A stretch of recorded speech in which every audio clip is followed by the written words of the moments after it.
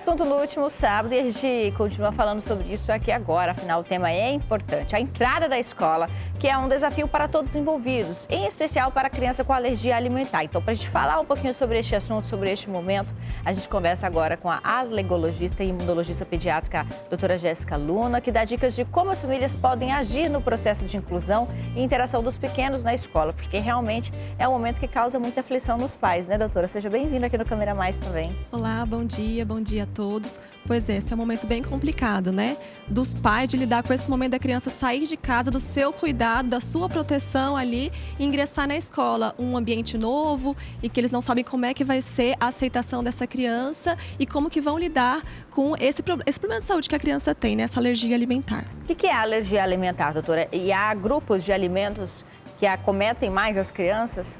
Então, a alergia alimentar, ela é uma reação adversa à proteína presente nos alimentos. Qualquer alimento pode desencadear uma reação alérgica. Porém, 90% das alergias alimentares são causadas por 8 grupos de alimento: leite, ovo, soja, trigo, amendoim, castanhas, peixes e frutos do mar. Na infância, os alimentos mais comuns é o leite, o ovo e a soja, que a gente vê bastante nessa faixa etária.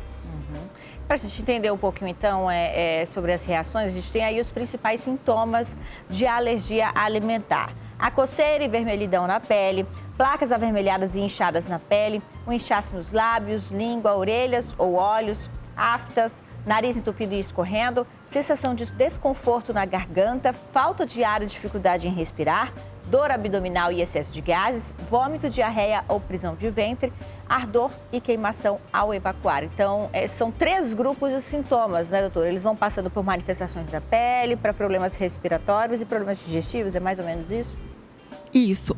Os sintomas de alergia alimentar, eles começam desde minutos, normalmente até 2 horas após o contato com o alimento. Os sintomas mais comuns são os sintomas de pele, aquelas manchinhas vermelhas que aparecem, que coçam bastante. Alguns podem também apresentar inchaço dos olhos, boca e orelha.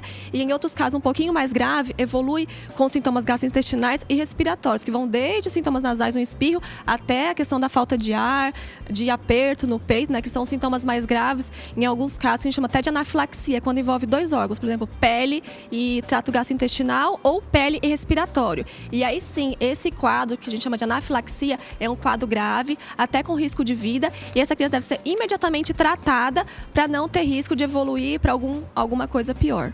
Até quantidades mínimas de consumo desses alimentos ou contato de utensílios ali na preparação das refeições podem causar esse tipo de reação na criança quando ela tem alergia a determinado alimento?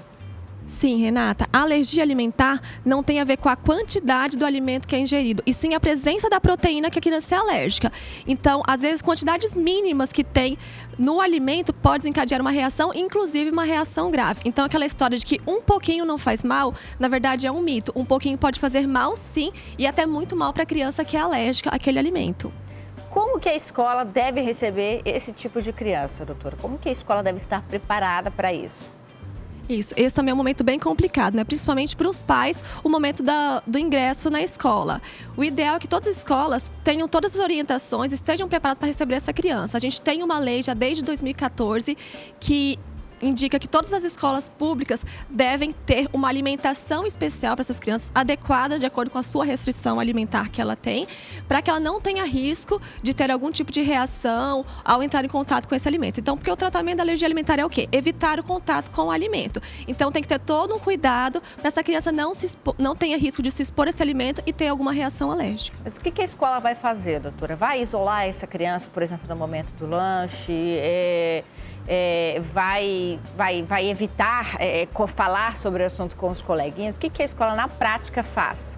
Então, o recomendado é que essa criança seja tratada como uma criança normal, mas ter os cuidados para evitar o contato com o alimento. E esse cuidado vai desde os cuidadores, os professores, conversar entre eles, os pais conversarem com os cuidadores dessa criança, orientar quais são as restrições, o que deve ser feito, quais alimentos devem ser restritos, e conversar também com as crianças dali que estão em contato com aquela criança, para que evite oferecer o alimento. Isso deve ser feito assim de forma lúdica, porque são crianças, né? E aí os pais dessas crianças também devem ter essa orientação para conversar em casa com eles, para essa criança que tem alergia alimentar se sentir incluída, não se sentir excluída porque ela é uma criança diferente. Não, ela é uma criança normal, mas que precisa de um pouco mais de cuidado. A escola, ela tem que estar preparada com medicamentos para um primeiro socorro? Como é que deve ser o socorro caso a criança tenha, apareça ali, ela tenha uma reação alérgica? A escola pode medicar e esse socorro, ele tem que ser imediato? Isso, Renata. Então, no momento em que você vai matricular uma criança com alergia alimentar, deve ser conversado com os responsáveis na escola sobre o problema que a criança tem. E aí o médico que acompanha essa criança vai fornecer um relatório orientando tudo o que deve ser restrito nessa criança. Em alguns casos, pode sim ser enviado um documento que chama de plano de ação, orientando o que fazer caso a criança tenha uma reação. E aí, qual medicação deve ser utilizada, a dose, como deve ser administrada. Em alguns casos que a criança tem reação grave, é necessário até medicações injetáveis, que a gente chama de adrenalina auto-injetável. E aí, devem ter pessoas treinadas para estar administrando essa medicação caso seja necessário.